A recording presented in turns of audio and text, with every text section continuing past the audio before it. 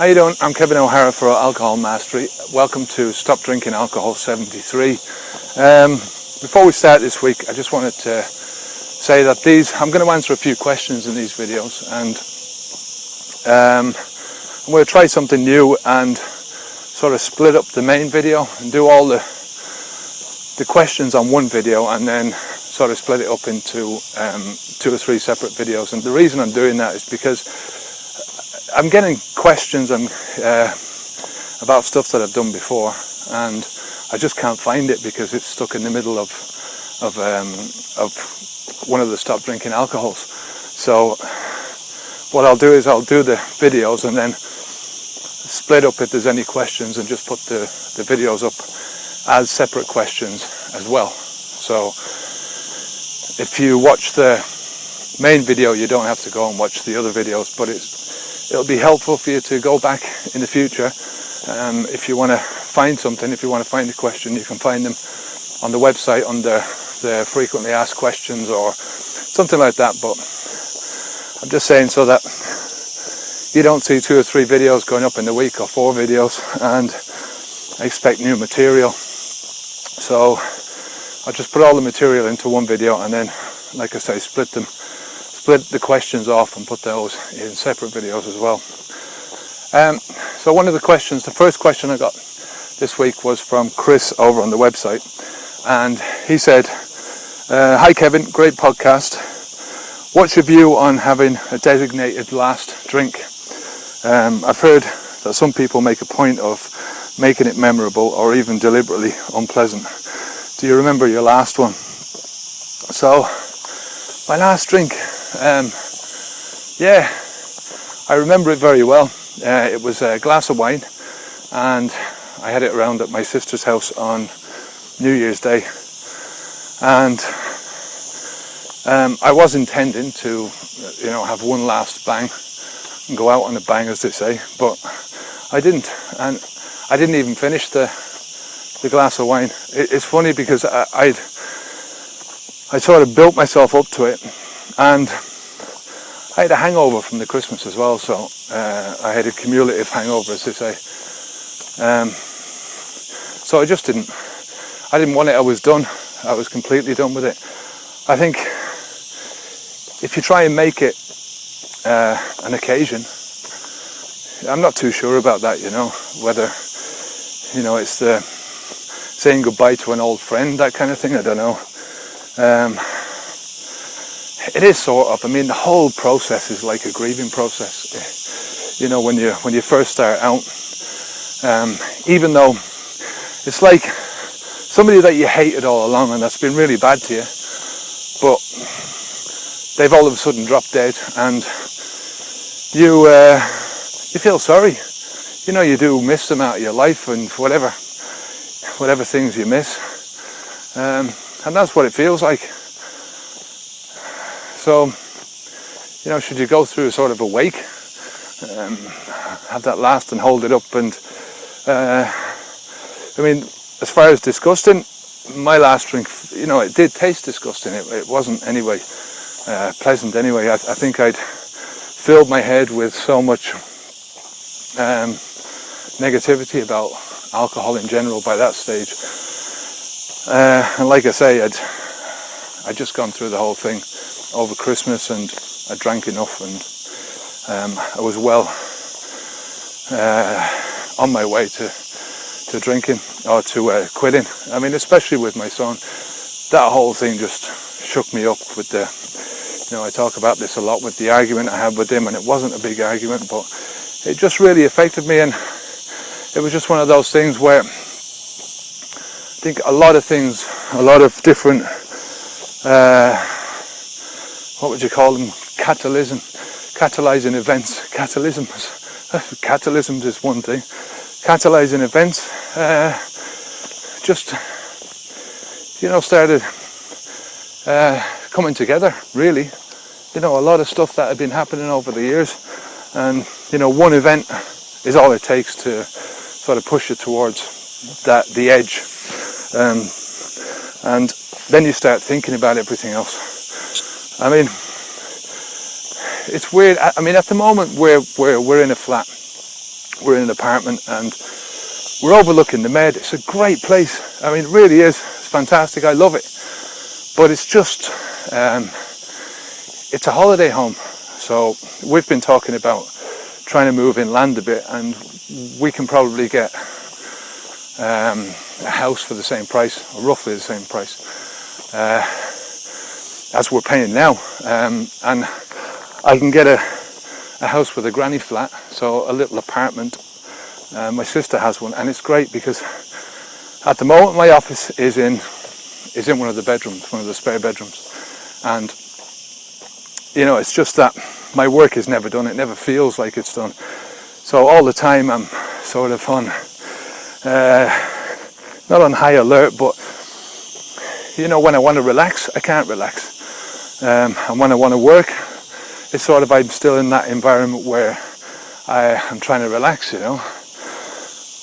But the point was that if we move inland, it's just going to be a lot better. But my point that I'm making is that now that we've decided to make the move, when we first moved in here, we were saying that we wouldn't, you know, we'd stay here for 4 or 5 years. There would be no problem in that.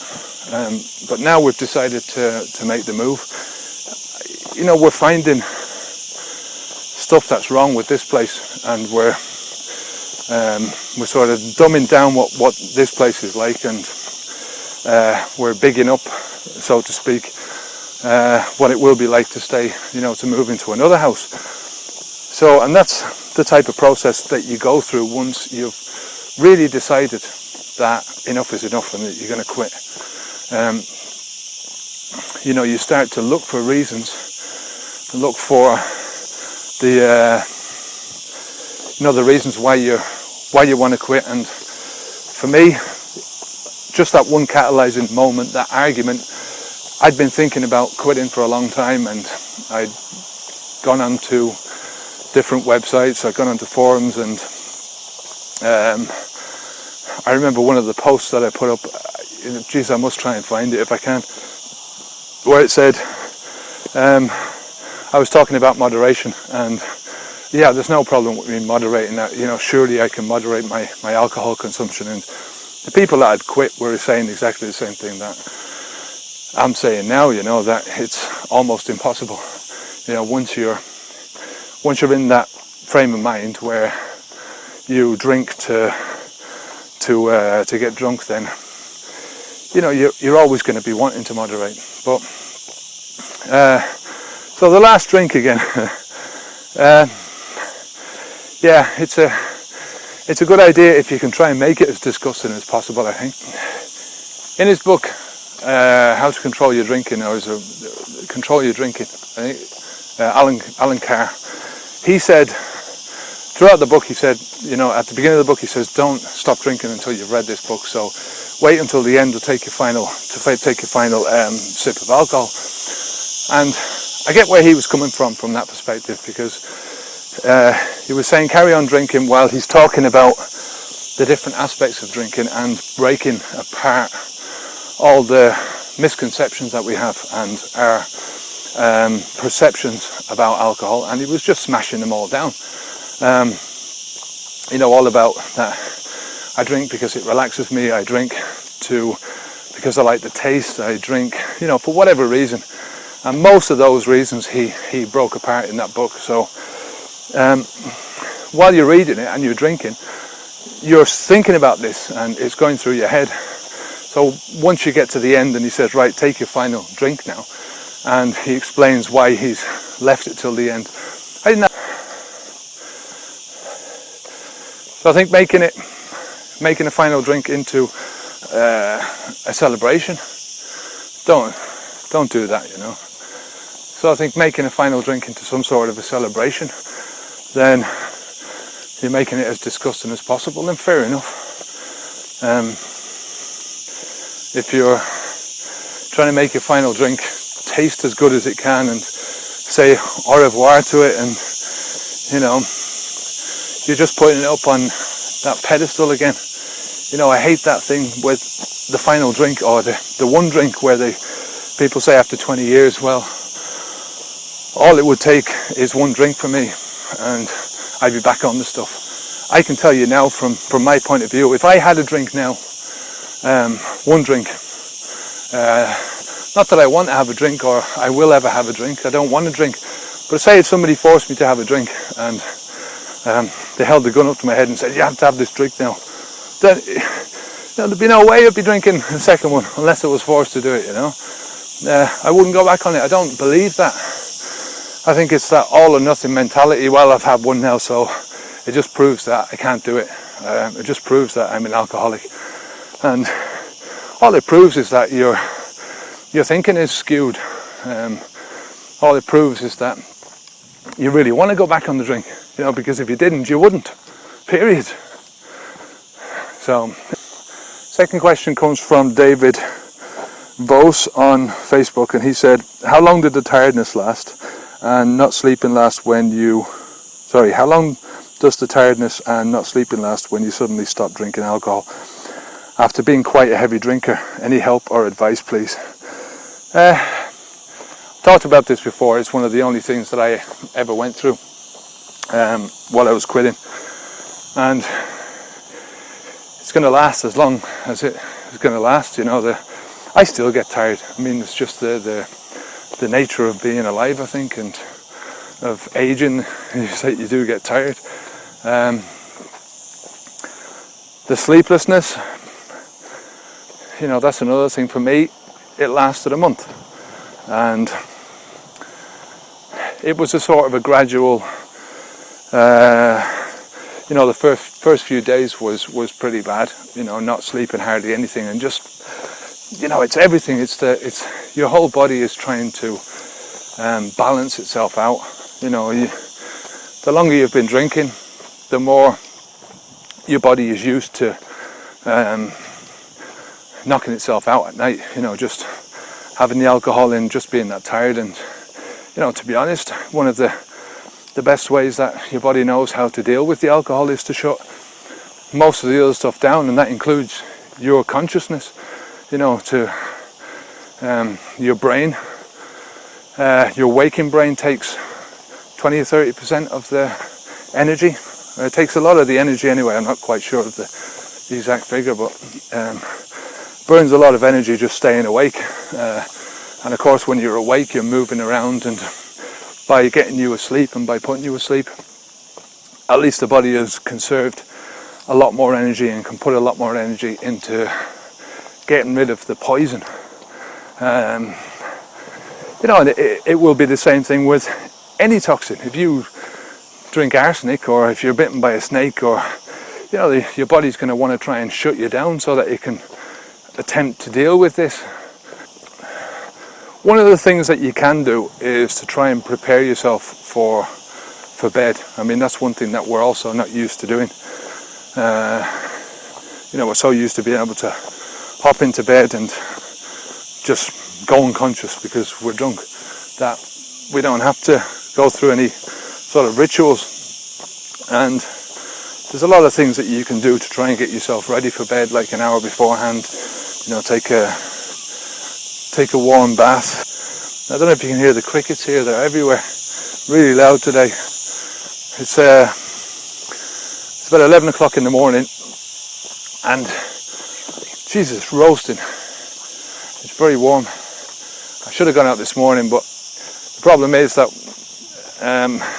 I like going out at 6 o'clock and it's still dark then, and it doesn't. I take a torch down to the beach, and I just love the sound of the waves when I'm walking, and I can still see where I'm walking.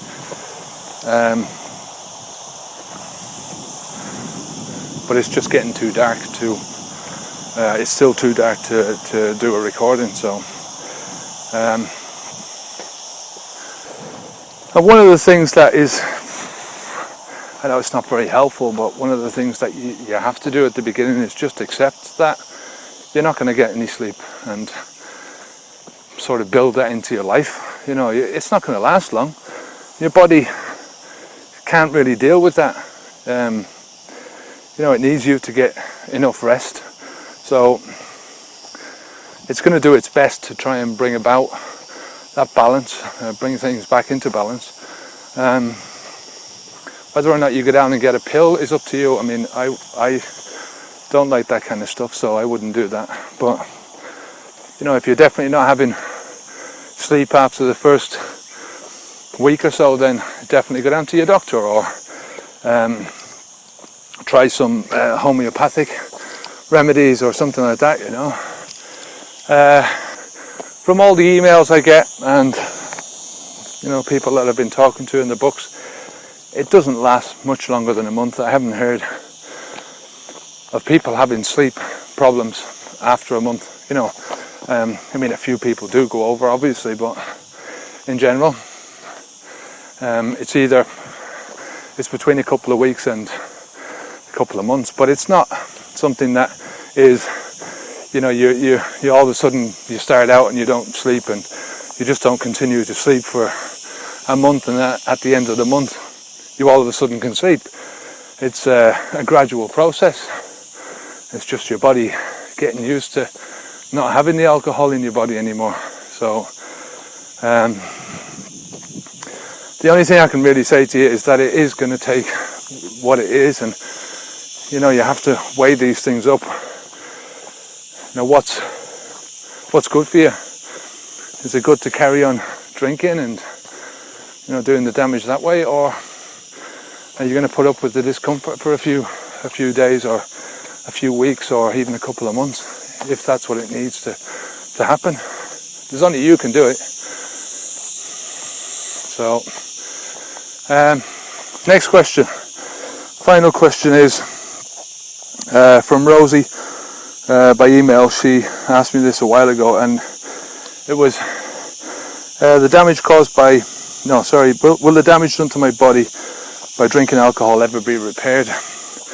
And it depends what type of damage, doesn't it really, you know? You know, if you're talking about the liver is one of the few organs in your body that can regenerate, that can repair itself. And so long as the damage hasn't gone too far, in other words, so long as it hasn't gone into cirrhosis, then it can heal itself. Cirrhosis is scarring, so it's like if you get a deep cut on your hand, it produces a scar, and there's not a lot that they can do about it. There's certain treatments that you can have, surgical, that can reduce the overall scarring, but I can't imagine that ever working on a liver.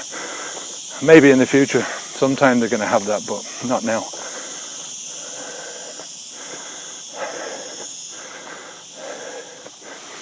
You know, when you're talking about overall damage to your body, I think one of the main things is that it's up to you to do what you can to heal.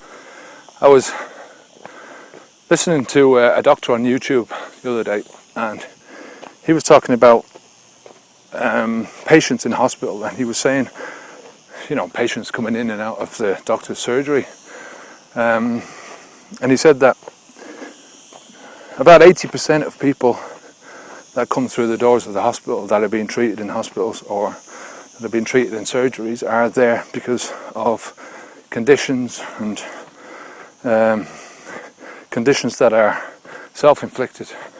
So obesity, problems with lungs because they're smoking, drinkers, people who are taking too many pills and potions for this and that, and you know, instead of trying to deal with things, they go down to the doctor and expect a magic solution. You know, another area is not just because of what people are doing to themselves, but what they're not doing. You know, so they're not eating healthily, and they're not getting the right nutrition, and because they're thinking negatively, they're not giving themselves enough positive thinking. You know, I know it's got a bad rep, positive thinking, but it's essential. You know, and whatever way you want to look at it, it's just being nice to yourself, talking good to yourself. You know, there's a lot to be said for it. You know, telling yourself that you can do things and that you are a good person, and just because you've had a a so-called failure, it doesn't make you into a failure. You know, you have to learn by your mistakes and look at your failures as, yeah, I mean, there's a whole movement surrounding positive thinking, and you know, just by thinking positively isn't going to help you. It's not the be all and end all. It's not the magic pill. If you don't combine it with other things, it has to be combined with positive action. You know, you can think all you want about being positive and be positive about everything until the day that you die, but if you don't do something about it, then you know, it's all useless.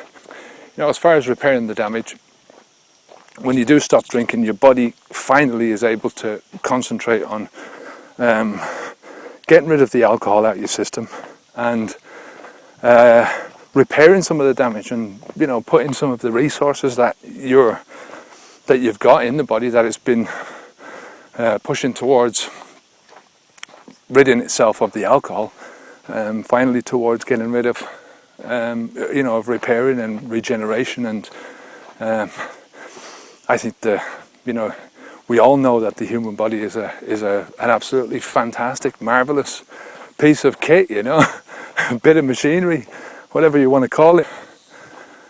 The whole thing is to try and help your body out as much as you can. You know, there's no point in just sitting there and saying, well, I'm stopping drinking and my body is this fantastic thing and it's going to do it on its own. You need to get out and exercise. I mean, exercise does so much for you. You know, even if it's only just walking. You don't need to do much more than that. It's getting the air circulating around your body. It just does so much for you. You know, if you combine that with good nutrition, with eating proper food, and avoiding the bad shit, if you have those three things in your life: positive, good self-talk, positive nutrition and exercise, then if you do those things, you're just giving your body every chance of recovering and healing itself. You know, there are going to be things that you can't do. I mean, God knows what damage I've done over my life to 30 years of drinking. I think I've done more damage with my smoking than I did with my drinking. But even that, you know, they say once you're off if you can stay away from cigarettes for 20 years, I think it is, that it's like you never started smoking in the first place. But there are stages in between that, obviously, when your body is trying to heal. It's trying to get rid of the tar and, you know, all the poisons, the toxins that are inside your body. So, and it's the same with alcohol. You know, it's just give it a chance and give it as much help as you can do. Give it as much help as you can give it. And you've every chance of healing anything. So that's it for this week. We'll see what happens with these videos. I'm not sure if I'm going to separate them down. I'll just see how rambly they are. They sounded a bit rambly as I'm doing them, but when I'm doing a separate video, they're just an awful lot more focused. But anyway, I've nearly finished the audio version of the book, so that should be up on Monday. The same thing as the last one. I'll send it out with a discount code for anybody who's on the newsletter. And if you've already bought the book, I'm offering it as a package as well, so you can get the book and the audio book together. And if you've already bought the audio or the ebook version and you want the audio book, just give me a shout and I'll send you a separate discount code so you can get a nice chunk off the price. So if you have any questions at all about anything on this video, about how I'm rambling so much, or any questions that you want me to answer, then just give us a shout. As normal, you can reach me either here on the website or over on YouTube. So until next time, I'm Kevin O'Hara for Alcohol Mastery. Onwards and upwards.